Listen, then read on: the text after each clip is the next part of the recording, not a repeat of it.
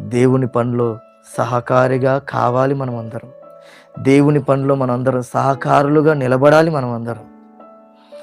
ఇది నిజంగా ఆ సహకారిగా నిల్చుంటే ఏమంటున్నా తెలుసా, తండ్రి వాక్యం చెప్తున్నాం, జస్ట్ వీళ్ళు నించున్నారు నా పక్కన, వీళ్ళకేందంటే నించున్నందుకు కూడా జీతమే నాయన అంటున్నాడు ఆయన.